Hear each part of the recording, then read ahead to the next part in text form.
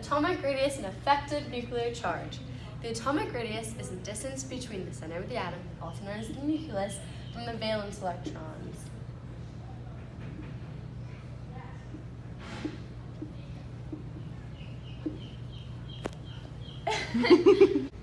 So on the periodic table, the atomic mass gets bigger when you go down and smaller when you go left.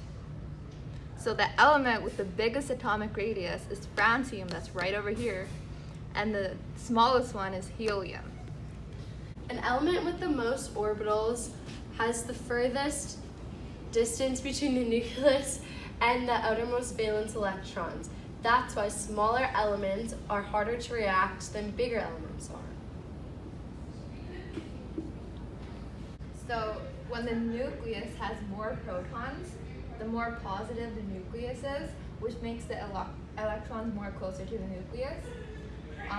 And then if there are less protons in the nucleus, it makes it less positive, so the electrons are further away from the nucleus.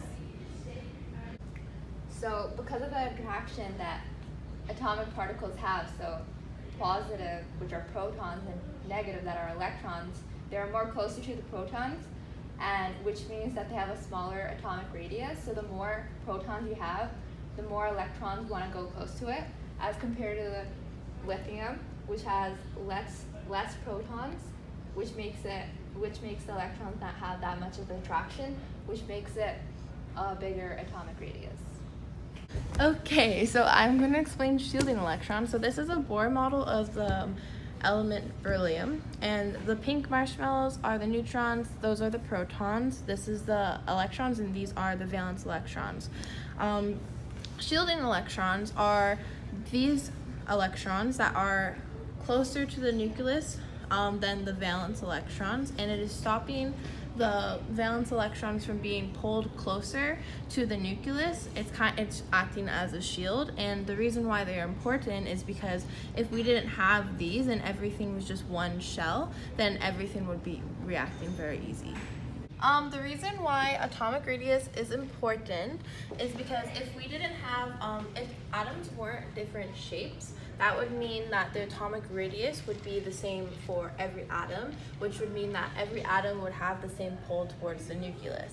And if that happened, either two things will play out.